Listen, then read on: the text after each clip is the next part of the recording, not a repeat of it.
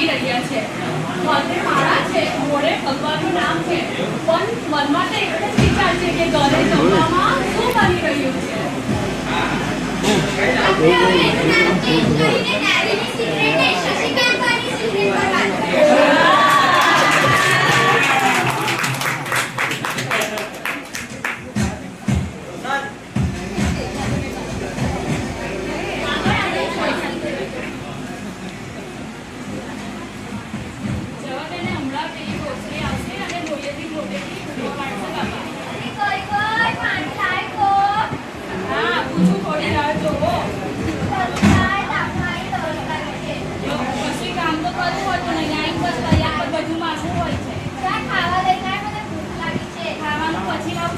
તમારી દવા જે કરવાની છે ને એ ગળી લો.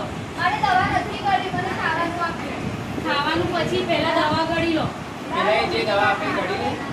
મારે દવા નથી કરી, મને એની ટેવ પડી જાય છે. જા જેણી દવા લેતા આવ બા માટે.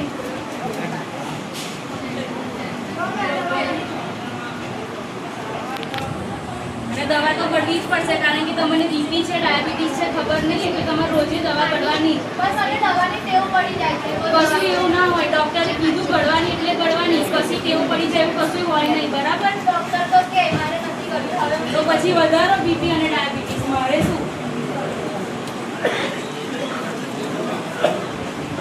મને ટેવ પડી જાય છે દવાની. જે બહુ કે તારે દવા ચાલુ જ રાખવી પડશે કારણ કે તારે બીપી અને ડાયાબિટીસ છે. તો મને દવાની ટેવ પડી જાય છે. જેના લીધે મારું શરીર બગડી જાય છે. ચાલે હવે કરવી તો પડશે જ દવા તો છૂટવું પડશે એના માટે પ્રોબ્લેમ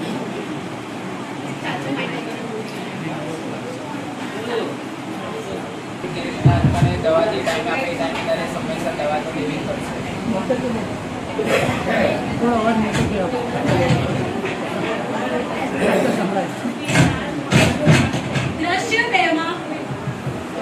દ્રશ્ય બેમાં દાદીનું ઉદાસ બેઠા છે કે તેમના ઘરે જ્યારે ગેસનું બર્નર પતી ગયો હોય. દાદીની સખીનો આજે એન્ટ્રી થાય છે ને એમની ઉદાસીનું કારણ પૂછે છે કે શું થયું છે, તારી વહુએ આજે જમવાનું તારું બંધ કરી દીધું છે, પૂછે છે. તો જોઈએ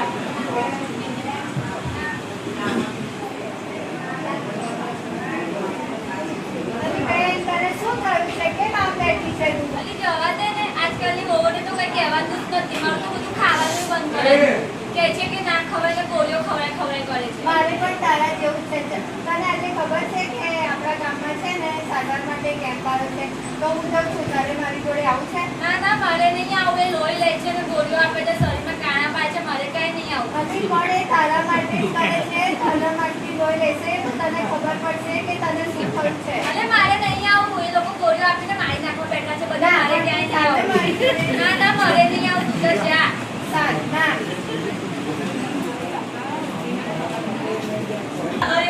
માળા વેરી રહ્યા છે પણ દાદીની નજર તો ચોરી છુપે મીઠાઈ ખાવામાં છે. જેમ કે કાલે પેલા શશિકાંતભાઈએ હંતાડેલો લાડવો આજે ખાધો તો એ જ પ્રમાણે દાદી પણ ઘરે સંધાઈને ખાવાનું ખાઈ રહ્યા છે.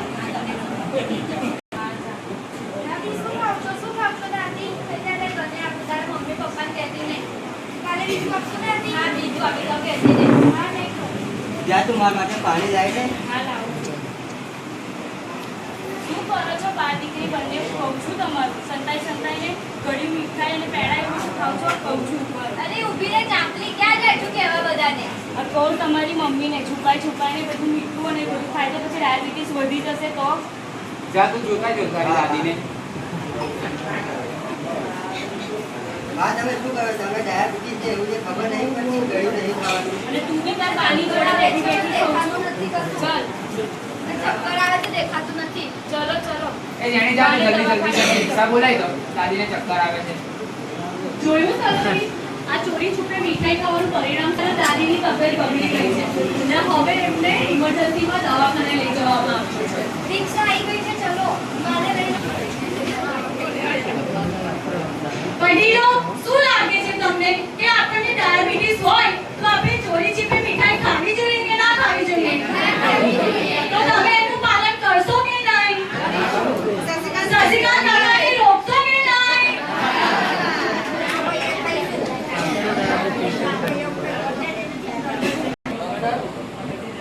ડોક્ટર આવજો. ડોક્ટરની એન્ટ્રી થાય છે અને પેશન્ટ સાથે વાત કરે છે આપણી દાદીમાં જોડે અને એમને સમજાવે છે. શું થયું છે તાને?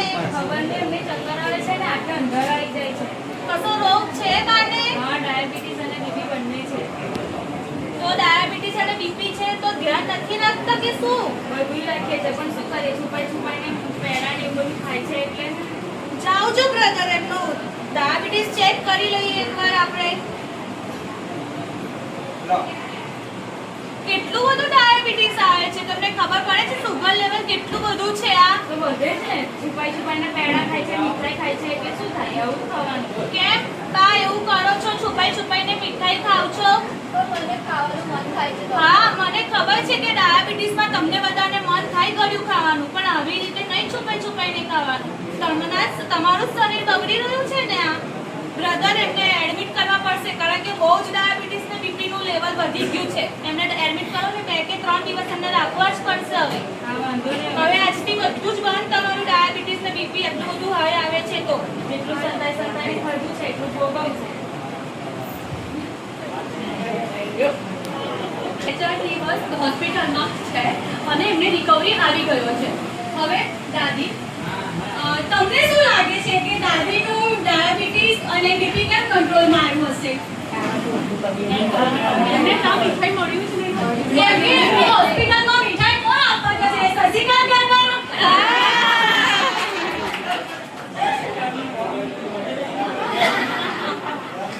હવે દાદી એમનું ડાયાબિટીસ કંટ્રોલ આવી ગયો છે. આજે તમને રજા હવે ડોક્ટરની એન્ટ્રી થાય છે ને તમને રજા આપવાની છે. સારું થઈ ગયું છે એટલા માટે તમને રજા આપી છે. આ બધું તમારા કારણે જ થયું છે. તમે લોકોએ મારી આટલી સારવાર કરીને મને આટલી સાચી એના લીધે હું આજે સાજી થઈ ગઈ છું. બા આજે તમને રજા આપીએ છે ખબર છે ને? કીધું બ્રધરે તમને. હા કીધું તમારા લોકોના લીધે જ આજે હું સાજી થઈ ગઈ છું. અમારા લોકોના લીધે કશું જ થતું નથી. આ બધું જ તમારા હાથમાં હતું.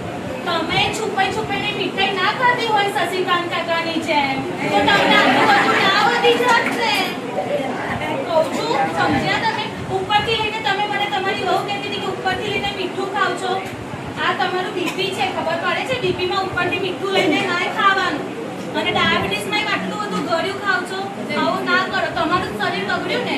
અમે તો કાંઈ કર્યું નથી. અમે તો તમને 2 ટાઈમ મીઠા અને ગળ્યા વગરનું ખાવા આપ્યું છે. આ ડૉક્ટર હવે નહીં ખાઉં.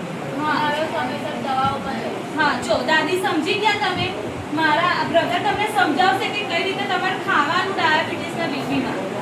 બરાબર છે? અને ફરી તમારે હવે ધ્યાન રાખવાનું ને કારણ પછી તમારી હોસ્પિટલ પરમનન્ટ એડ્રેસ બની જશે. અહીંયા રહેવું છે, ઘર વસાવવું છે હોસ્પિટલમાં. હા ડૉક્ટર હવે હું મારી કાર રાખીશ. હા તો હવે છે ને તમે ધ્યાન રાખજો અને મીઠાઈ ના ખાતો. તમે ઘરના બધા શું કરતા હતા? આજુબાજુ ચોરી છુપે મીઠાઈ ખાય છે. શશિકાંત કાકા ખાતા હતા મીઠાઈનો લાડુ.